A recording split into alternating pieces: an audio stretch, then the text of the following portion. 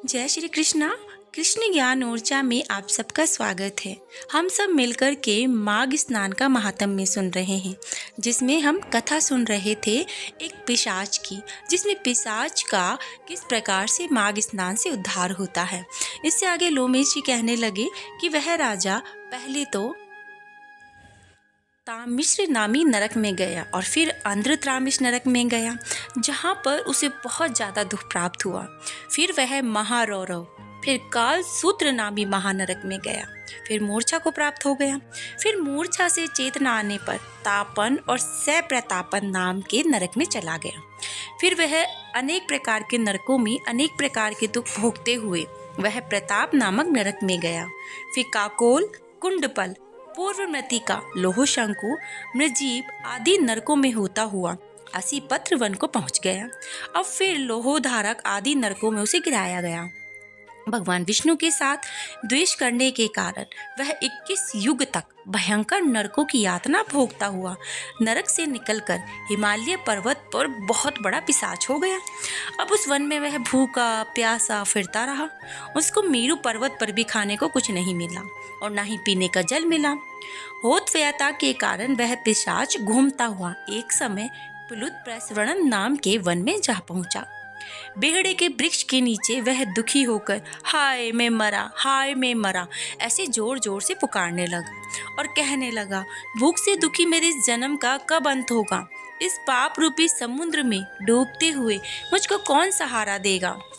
इसके आगे की कथा का वृतांत लोमेश जी कहते हैं कि इस प्रकार वेद पाठ करते हुए देवदूती ने उसके दुख भरे वचनों को सुना और वहां पर एक पिशाच को देखा, जिसके लाल डरावनी आंखें, दुर्बल शरीर, काले काले ऊपर खड़े हुए बाल, चेहरा विकराल, काला शरीर, लंबी सी जीभ बाहर निकली हुई है, होठ लंबे, लंबी जंघाएं, लंबे लंबे पैर, सूखा चेहरा, गड्ढे जैसी आंखों वाले पिशाच को देखकर देवदूती ने उसे देखा और पूछा कि भाई तुम कौन हो और ऐसी करुणा से क्यों रो रहे हो।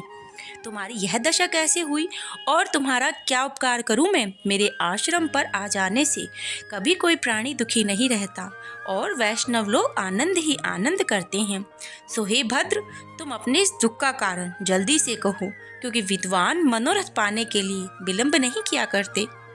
अब ऐसे वचन सुनकर प्रेत ने रोना बंद करके विनीत भाव से कहने लगा कि हे द्विज, किसी बड़े पुण्य से मुझको आपके दर्शन हुए।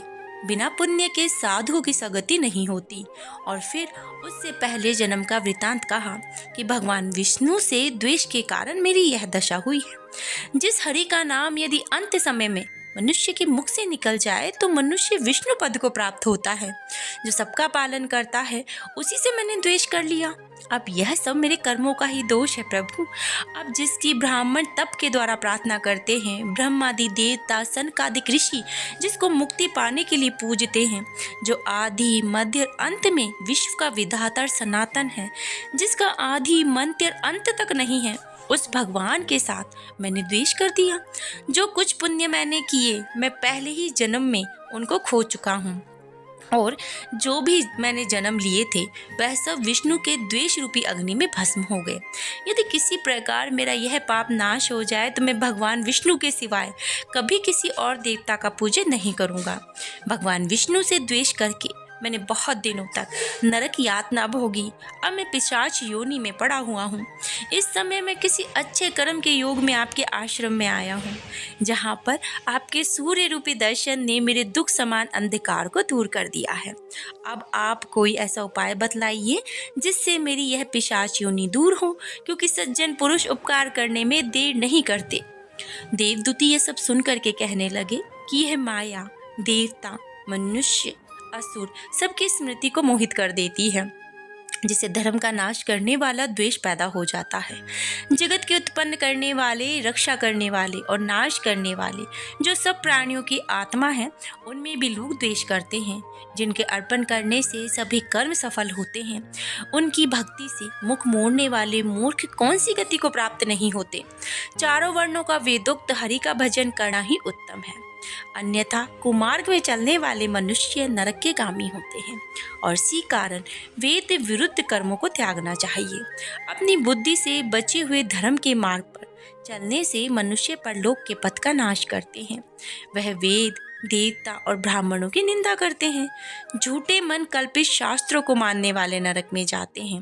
देवादिदेव विष्णु से विमुख होने वाले नरक में जाते हैं।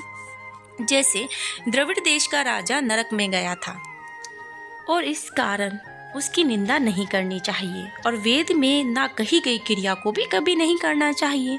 इससे आगे लोमेश ऋषि कहने लगे कि ऐसा कहने पर मुनि ने पिशाच को एक सुमार्ग बतलाया कि तुम माघ मास में प्रयाग में जाकर स्नान करो, उससे तुम्हारी यह पिशाच यूं ही समाप्त हो जाएगी।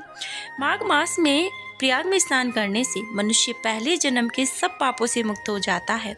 वहाँ पर स्नान करने से मुक्ति प्राप्त होती है और इससे बढ़कर और कोई प्रायश्चित नहीं होता। संसार में यह मोक्ष और स्वर्ग का खुला हुआ द्वार है। गंगा और यमुना का संगम त्रिवेणी संसार में सबसे उत्तम तीर्थ है। पाप रूपी बंधन को काटने के लिए यह कुल्हाड़ी है। कहीं तो विष्णु, सूर्य, तेज, गंगा यमुना का संगम और कहाँ यह तुच्छ पाप रूपी तृण की आहुति। जैसे घने अंधकार को दूर करने वाला शरद का चंद्रमा चमकता है, उसी तरह संगम के स्नान से मनुष्य पवित्र हो जाता है। मैं तुमसे गंगा यमुना के संगम का वर्णन नहीं कर सकता, जिसके जल की एक बूंद के स्पर्श से केरल देश का ब्राह्मण मुक्त हो गया।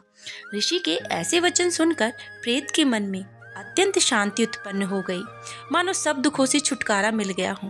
प्रसन्नता से उसने विनय पूर्वक ऋषि से पूछा। पिशाच कहता है कि हे मुनि, केरल देश का ब्राह्मण अब वो किस प्रकार मुक्त हुआ, यह कथा मुझे कृपा करके विस्तार पूर्वक कहिए। अब ऋषि देवदूति उस केरल देश के वासु नाम के एक पारंगत ब्राह्मण की कथा कहते हैं कि जिससे उसके पूर्व जन्म के कर्मों का फल और माघ मास के स्नान से उसे किस प्रकार से मुक्ति मिलती है, उन सबको बताते हैं, जिसे हम कल सुनेंगे। तब तक आप सभी स्वस्थ रहिए और श्री हरि भजन जरूर करिएगा। जय श्री कृष्णा। राधे राधे।